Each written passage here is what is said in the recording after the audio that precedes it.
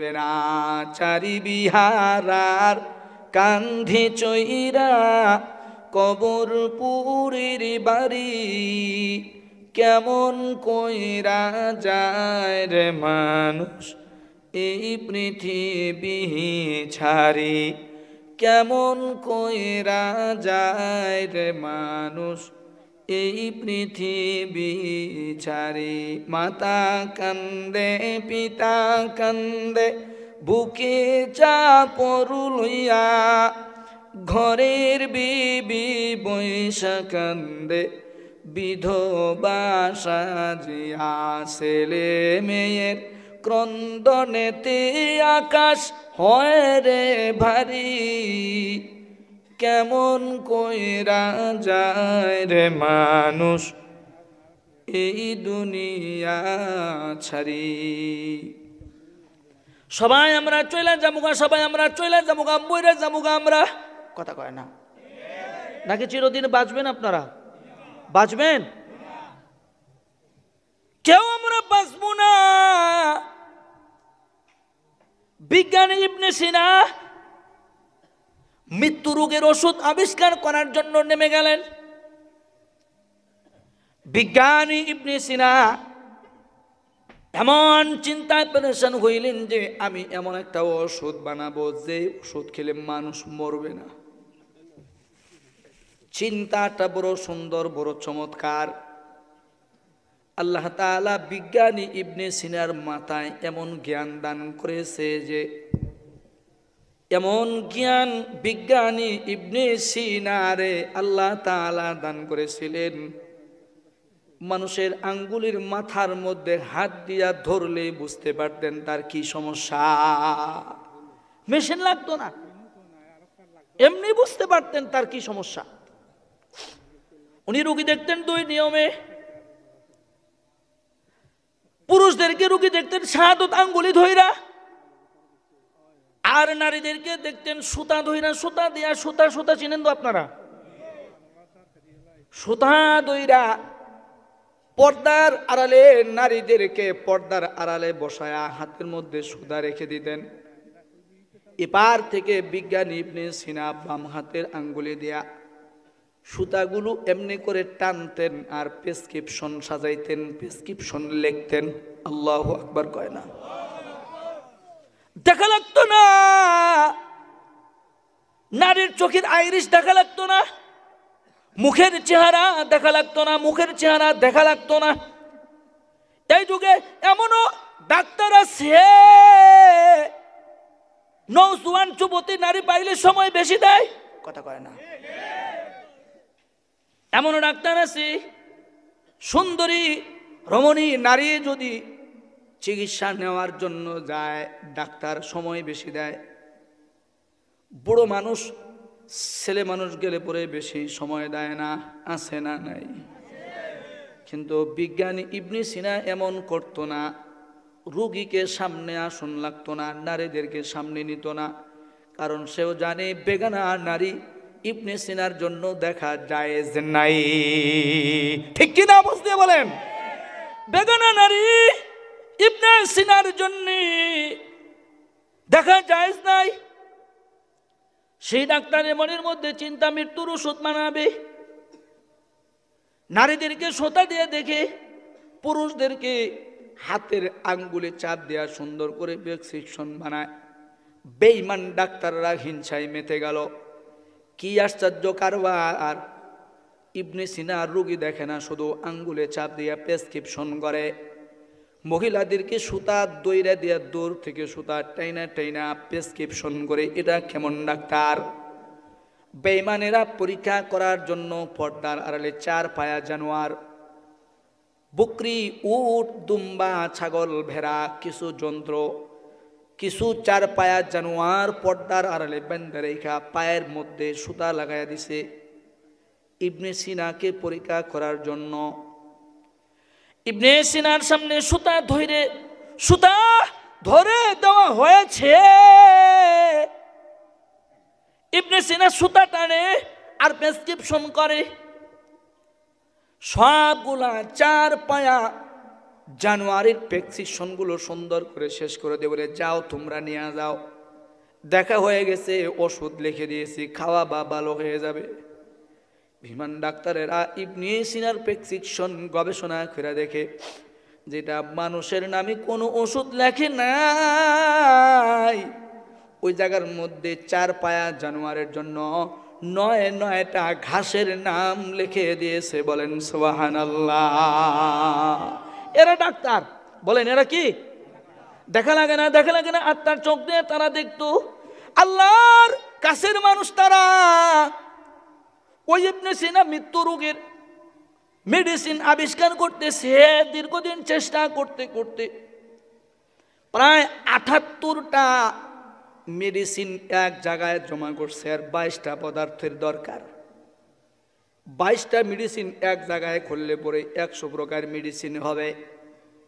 এই 100 প্রকার মেডিসিন এক জায়গায় জমা করে একটা ট্যাবলেট বানাবে। ওই ট্যাবলেট সেবন করলে পরে আর মরবে না। কিন্তু রব্বুল ইজ্জত ওয়াল জালালের খেলা বড় বোঝা দায়। আল্লাহ যাহা চায়, আল্লাহ যাহা চায় তাহাই হয়। কথা বলে। 78টা পদার্থ এক জায়গায় করছে, 22টা বাকি আছে।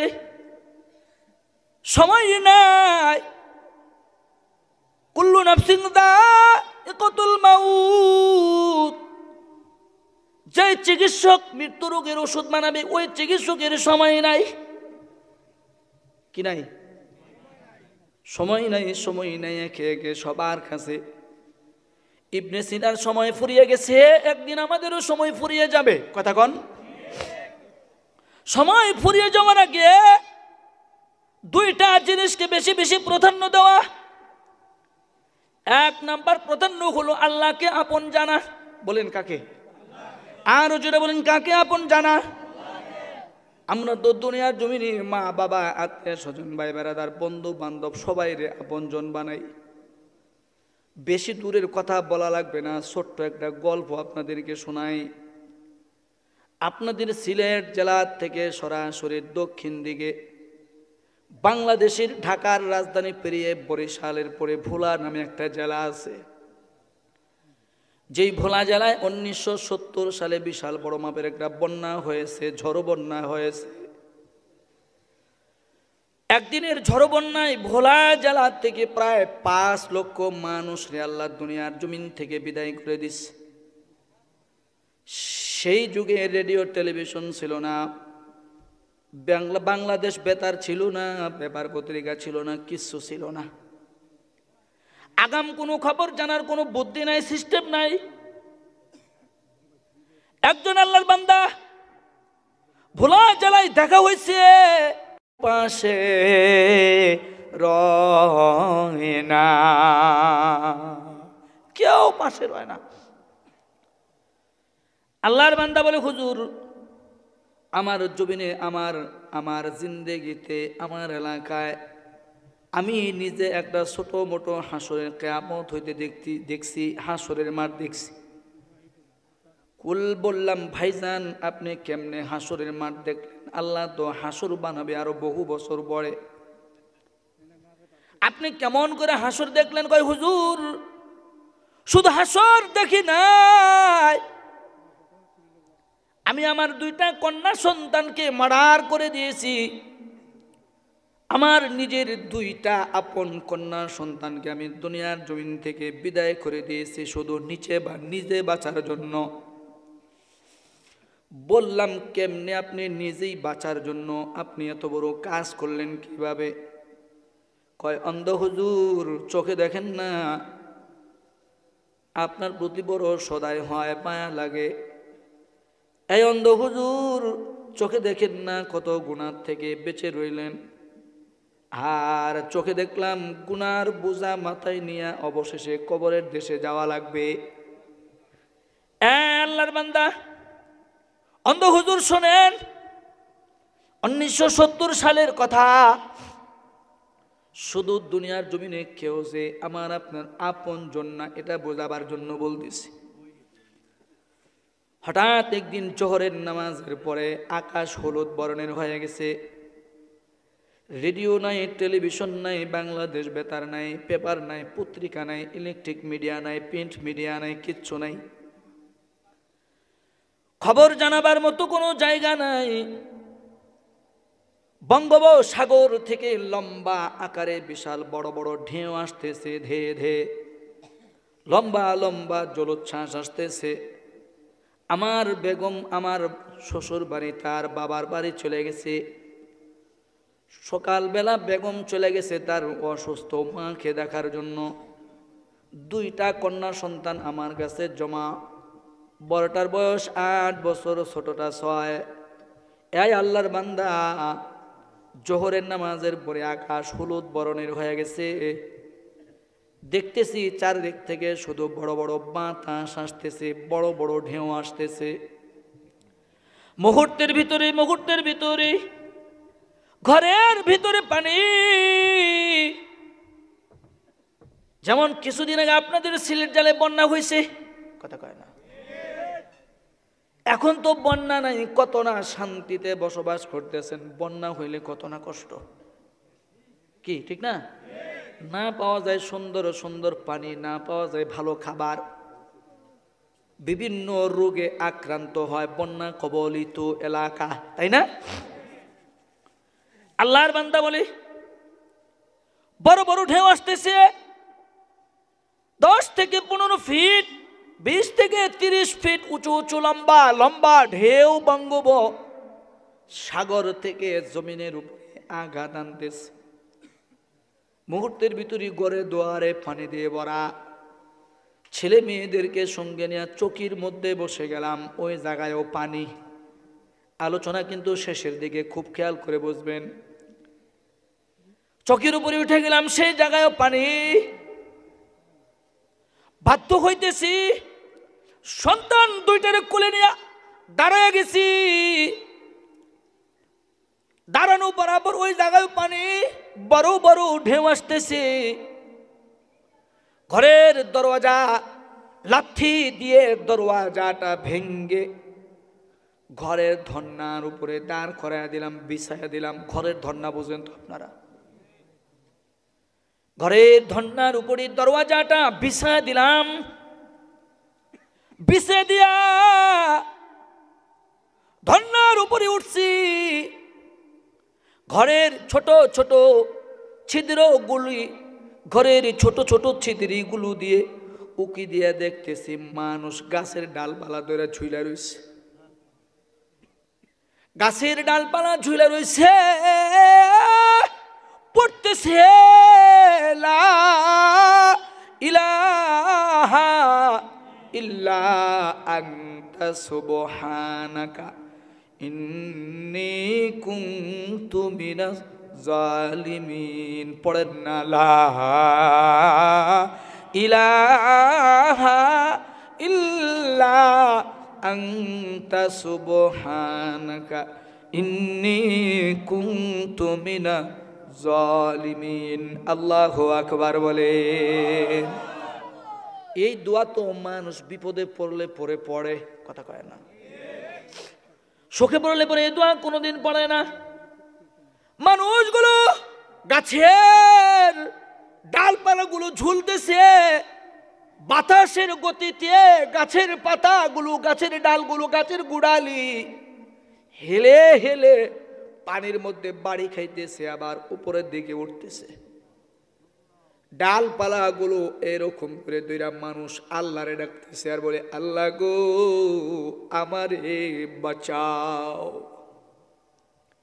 সেই দিন তো এমপি মন্ত্রী গিয়া পাশে দাঁড়ায় না, কি আল্লাহ আমারে বাঁচাও। এই অন্ধ হুজুর দেখতেছি, কাণ্ডগুলো দেখতেছি, বাহির থেকে লম্বা লম্বা জলোচ্ছ্বাস ঢেউগুলো ধেয়ে ধেয়ে আসতেছি। ধন্নার উপরে দরওয়াজার পাটগুলো বিছায়া দাঁড়ায় রয়েছি, দুইটা সন্তান কান্দের মধ্যে বসা। মুহূর্তের ভিতরে নাক বরাবর পানি হয়ে গেল, নাক বরাবর পানি। এমন ঢেউ আসতেছি, মেয়ে দুইটাকে বললাম, মা, ও মা, এ মা, মাগো, তোরা দুইটা বোন আমাকে ছেড়ে দে গো মা, নিলে তোরাও মরবি, আমিও মরব। মেয়ে দুইটা ডেকে ডেকে বলে, আব্বা জান গো, এই কথা আপনি কেমন করে বলেন? আজকে যদি মা বাড়িতে থাকতো, এই কথা মাই উচ্চারণ করে সাহস পাইতো না। আপনি বলেন, ও বাপ, কিভাবে? আব্বা আপনারা ছাড়বো না, মরতে হইলে আমরা তিনজন একসাথে মরবো, আর যদি বাঁচতে চাই তাহলে তিনজনকে আল্লাহ তাআলা একসঙ্গে বাঁচা রাখবে। এ বাপ, আপনারে ছাড়বো না রে আব্বা, ছাড়তে পারি না। আপনারে ছেড়ে দিলে আমরাও তো মইরা যাবো গা। মইরা গেলে আম্মা বাসায় আসলে পরে আমার মা জননী রে কে জবাব দিবা? মা জননী নয়ন মনি যাহারে নাই রে তুলনা, এমন দরদি আছে যাদের, তাদের কপাল বড় সুন্দর। আব্বা জানেরা মেয়ে দুইটা বলে, আব্বা ছাইড়া দিও না, মরলে একসঙ্গে মরে যাবো। আল্লাহর বান্দা এই কথাগুলো আমারে বলতেছে আর কান্নাকাটি করতেছে, ফুফা ফুফা কান্দে, এমন কান্না কান্দেছে। ওগো হুজুর, আমি সেই দিন বড় বিপদের মধ্যে পড়ে গেলাম, এমন বিপদের মধ্যে পড়ে গেছে ওগো আমার ফুল মল্লিক এলাকার আব্বা জানেরা, মা বোনেরা শুনুন, কি বিপদ! পানি আমার মাথার তালু বরাবর হয়ে গেছে, আমার মাথার চান্দি, আমার মাথার চান্দি বরাবর পানি হয়ে গেছে, সাঁতার তেমন জানি না। মেয়ে দুইটাকে বললাম, মা গো, তোরা আমারে ছেড়ে দিয়ে নিলে আমিও মরবো, তোরাও মরবি। কই হুজুর, নিজে বাঁচার জন্য আমি আমার দুইটা আপন মেয়েরে মাইরা ফেলাইছি। কেমনে মারছেন আপনি? কেমনে বলেন, কেমনে মারলেন আপনি? লোকটা বলে, আয় অন্ধ হুজুর, মারছি আমি শুধু নিজের বাঁচাবার জন্যে, পৃথিবীতে নিজে কিছুদিন থাকার জন্য আপন সন্তানগুলোকে আমি মাইরা ফেলাইছি। দুনিয়ার জমিনে এমন মানুষ আছে যে নিজের স্বার্থ হাসিল করার জন্য কোরআনের আইনকে অবমাননা করতে দ্বিধা করে না। কথা বলেন ঠিক কিনা? ঘুইরা মরো তুমি, ঘুইরা মরো তুমি মায়ারি পিছে,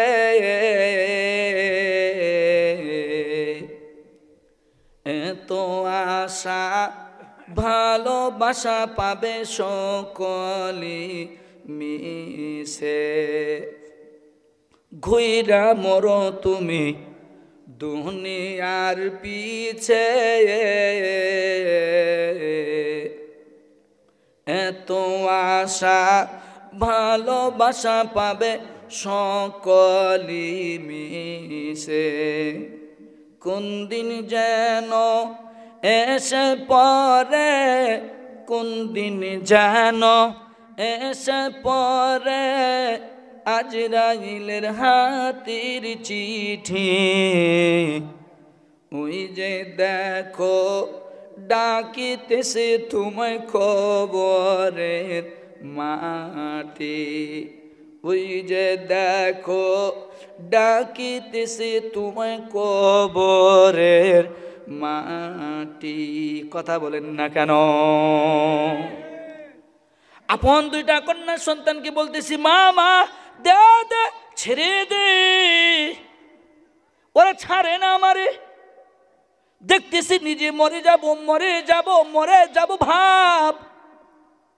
আমার আদরের 8 বৎসরের কন্যা সন্তানের হাতের মধ্যে দুইরা জোরে একটা এরকম ছটকানা মেরে দিয়েছি। নিজে আমার আপন মেয়ের হাতটারে দূরে দূরে এরকম জোরে ঝটকানা মেরে আমার এই বাম হাত দিয়া আমি আমার বড় মেয়েটাকে লম্বা জলোচ্ছ্বাসের মধ্যে ফেলে দিয়েছি। আমি আমার মেয়েটাকে ফেলে দিলাম। আমার মেয়ে বলে, আব্বা কি করলা তুমি? দুনিয়াতে নিজে কিছুদিন বাঁচার জন্য তোমার আপন মেয়েকে মেরে ফেলাইলা। এবার মা আসলে পরে কি জবাব দিবা? আমার মেয়েটার শব্দ এখনো আমার কানের ভিতরে বাজে। কথাটা বলতে বলতে বলতে বলতে লম্বা ঢের ভিতরে আমার মেয়েটা মরে গেল। আমি আমার নিজের চোখ দিয়া দেখলাম। নিজে বাঁচার জন্য আমার মাথার উপরে পানি। ছোট মেয়েটাকে বললাম, মা গো, আল্লাহর রাস্তায় আমারে ছেড়ে দে, আমিও মরবো, নিলে তুই মরবি। ছোট মেয়েটা কান্দে আর বলে, আব্বা জান গো, ছেড়ে দিও না, ছেড়ে দিলে পরে আমি মরবো, তোমারে আব্বা আব্বা বলে কে ডাকবে? এই আব্বা ছেড়ে দিও না, দাড়ির মধ্যে ময়লা লাগলে কে পরিষ্কার করে দিবে? আব্বা ছেড়ে দিও না, আমি মরে গেলে কারে বুকে নিয়ে ঘুমাবা? এই ফুল মল্লিকের বন্ধু, কার পিছনে দৌড়াইতেছ? কেউ তোমার আমার জন্য তো আপন না। কথা বলেন না কেন? কেউ আপন না। আপনি আপনার ফ্যামিলির ভিতরে যতদিন টাকা কামাই করে দিতে পারবেন ততদিন আপনি ভালো। দিতে পারবেন না, আপনার মতো মন্দ লোক আর ফ্যামিলির ভিতরে কেউ নাই। বুঝতেছেন আমার কথা? আপনার মতো ভালো মানুষ আর কেউ নাই। দিতে পারলে ভালো, না দিতে পারলে ভালো না। সন্তান ডাক দিয়ে বলি, আব্বা জান ছেড়ে দিও না, আমি মারা গেলে তোমার এই আদরের আব্বা জান বলে কে ডাকবে? কে তোমার মাথার চুলগুলো হাত বলিয়ে দেবে? আব্বা গো মেরে দিও না, পানির মধ্যে আমাকে ছেড়ে দিও না। আল্লাহর বান্দা বলে, হুজুর আমার ছোট মেয়েটার কাকতে মিনতি আমি আর শুনলাম না। আমার ছোট মেয়েটা আমাকে গলা এমন ভাবে জড়িয়ে ধরেছে, ছাড়ে না, ঝটকানে দিয়ে খুলতে পারি না আমি।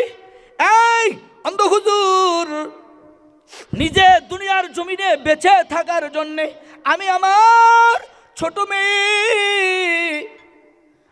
ছোট মেয়েটাকে আমি আমার নিজের মুখের দাঁত মুবারক দিয়া হাতের ভিতরে এমন ভাবে কামড় দিয়েছি যে কামড় দেওয়ার বদলতে আমার মেয়েটা একটা চিৎকার দিয়ে হাত ছেড়ে দিয়েছে।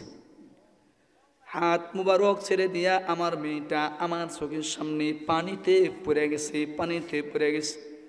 আমি নিষ্ঠুর বাবা তাকায় তাকায় দুইটা আমার মেয়েরে মায়েরা ফালাইলাম, মরণ দেখলাম। ওগো হুজুর, নিজে বাঁচার জন্য আপন মেয়েরে মানলাম। আমার মতো হতভাগা, আমার মতো নিষ্ঠুর, আমার মতো গুনাহগার আর এই দুনিয়ার জমিনে কেউ নাই। নিজে বিপদে পড়লে পরে, একজন বিপদে পড়লে পরে কেউ পাশে আসে না। কথা বলেন না কেন? এজন্য আমরা আপন বানাবো কারে? আর জোরে বলেন, কারে আপন বানাবো? আওয়াজ দিয়ে জোরে বলেন, কারে আমরা আপন বানাবো? আরো জোরে বলেন, কারে আপন বানাবো? আল্লাহ আমার রব, এই রবি আমার সব। বলেন, আল্লাহ আমার রব, এই রবি আমার সব। আল্লাহ আমার রব, এই রবি আমার। তোমার দুনিয়াতে আমি যেদিকে তাকাই, অথই নিয়ামতে ডুবে আছি সবাই। তোমার দুনিয়াতে আমি যেদিকে তাকাই, অথই নিয়ামতে ডুবে আছি সবাই। পাক পাখানের গানে শুনি তসবিহ কলরব, তসবিহ কলরব। আল্লাহ আমার রব, এই রবি আমার সব। বলেন, আল্লাহ আমার রব, এই রবি আমার সব। আল্লাহ আমার রব, এই রবি আমার। জোরে বলেন মারহাবা। তাহলে আমরা এক নম্বর কারে আপনজন বানাবো? আরো জোরে আওয়াজ দিয়ে বলেন, কে কে? আল্লাহ। ডাক দেন আল্লাহ। আরো জোরে ডাক দেন আল্লাহ। এই আব্বা জানেরা, কারণ হলো ডানে বামে আমাদের জন্য 6 জন ফেরেশতা অপেক্ষা করতেছে। দুনিয়ার জীবনে দৈনন্দিন চলার জীবনে 6 জন ফেরেশতা আমাদেরকে পাহারা দেয়, আমাদেরকে নিয়ন্ত্রণ করে। একজন ফেরেশতা রিজিকের জন্য ব্যস্ত, গাড়ি দৌড়ায়া জামালপুর থেকে টাইনা টাইনা সিলেটের বিয়ানীবাজার থানায় আনছে, কথা কয় না। আরেকজন আমাকে পানি পান করাবার জন্য ব্যস্ত, আর 2 জন আমাদের ডানে বামে বৈশা নেক এবং বদি লেখার জন্য ব্যস্ত। একজন আমাদেরকে চালায়, স্টাডি করে চালায়, ডানে বামে কখন কোথায় যাব, কদম কোন জায়গায় ফালাবো চালায়। এরাও একদিন আমার আপনার পর হয়ে যাবে। যেই দিন মওতের বাণী, হায়াতের শেষ চিঠি আইসা যাবে, এই ফেরেশতাগুলো আমার আপনার কাছ থেকে বিদায় নেওয়া যাবে। বলবে, ভাই আপনার জন্য রিজিকের ব্যবস্থা কোথাও খুঁজে পাইলাম না। ফেরেশতা বলবে, পানি পাইলাম না। আরেকজন বলবে, কদম ফেলানোর জায়গা নাই। 2 জন ফেরেশতা বলবে, নেকি বদি লেখা হয়েছে, আপনার জন্য ডায়েরির আর কোনো পাতা খালি নাই। ওরা বলবে, আপনার জন্য আর ডায়েরিতে কোনো পাতা খালি নাই, কি লিখবো আমি, লেখার জায়গা নাই। ভাই আমি চলে গেলাম, দেখা হবে হাসরের মাঠে। আল্লাহু আকবার কয় না? নিঃশ্বাসের ফেরেশতা বলবে, ভাই গো, তাম দুনিয়া জুড়ে কত ফাঁকা জায়গা আছে, কতজনে কত নিঃশ্বাস ফেলে, আপনার জন্য নিঃশ্বাস ফেলানোর জায়গা খুঁজে পাইলাম না, চলে গেলাম, বিদায় দেন। আজে বোঝে দিলারে তোমরা আমায় জনমের বিদায়, আজে বোঝে দিলারে তোমরা আমায় জনমের বিদায়। বিদায় নেওয়ার আগে আমরা আপনজন বানাবো কাকে? আবার বলেন, মনে থাকবে তো কথাটা? জোরে বলেন, মনে থাকবে তো? অন্ধ মানুষ, চোখে দেখি নাই আপনাদেরকে, যতটুকু পারতেছি আপনাদেরকে বললাম। এই কথাগুলো আমলের নির্দেশনে বাকি জিন্দেগি আপনজন হবে আল্লাহ। 2 নম্বরে যে কথা বলতে চাইছিলাম, যতদিন আমি আপনি দুনিয়ার জমিনে বেঁচে থাকব, দুনিয়াকে প্রাধান্য না দেয়া সরকারে দু আলমকে নিজের জীবনের চাইতে বেশি বেশি দরদ করব, ইনশাল্লাহ বলেন, আরো জোরে বলেন ইনশাল্লাহ। বিনবে করে আরে কত কাল আমি কাঁদব, আপন নয়নে কবে জানি প্রিয় নবীকে আমি দেখব, নবী নবী করে আরে কত কাল আমি কাঁদব। মারহাবা বলেন। 1 নম্বর, আমরা আল্লাহকে আপনজন মনে করব। আপনজন মনে করা মানে আল্লাহর বিধানগুলো মানা। কথা বলেন না কেন? আল্লাহ যা করতে নিষেধ করলেন এটা মানা, যা করতে আদেশ দিলেন এটা মানা, বারণকে মানা, আদেশকে মানা, হুকুমকে মানা, এটাই হলো আল্লাহকে আপন জানা। কথা বলেন। সুদ খাওয়া মানা, এটা নিষেধ কার? এটা আমরা মানবো ইনশাআল্লাহ বলেন। নারীদেরকে পর্দার ভিতরে রাখবো, এটা মানা, এটা কার হুকুম? নিজেরা 5 ওয়াক্ত নামাজ মসজিদে জামাতে পড়বো, এটা কার আদেশ?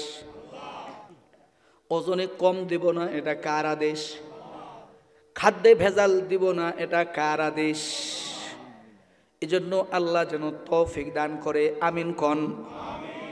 2 নাম্বার আদর্শ, 2 নাম্বার যে জিনিসটাকে আপনজন বানাবেন, এটা হলো তুহিব্বুনাল্লাহ ফাত্তাবিউনি ইউহিব্বুকুমুল্লাহ ওয়া ইয়াগফির লাকুম যুনুবাকুম ওয়াল্লাহু গফুরুর রহিম। আল্লাহু আকবার বলেন।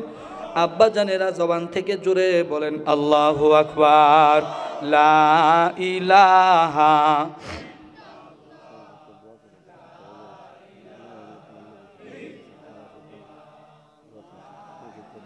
লা ইলাহা ইল্লাল্লাহু মুহাম্মাদুর রাসূলুল্লাহ। সকলে পড়ি সাল্লাল্লাহু আলাইহি ওয়াসাল্লাম। এক নম্বর আপনজন আল্লাহ, দ্বিতীয়তম আমরা রসুলের আদর্শে আদর্শিত হব ইনশাআল্লাহ। আমাদের সকলকে তৌফিক দান করুক, জোরে বলি আমিন। অল্প সময় ভাঙ্গাচোরা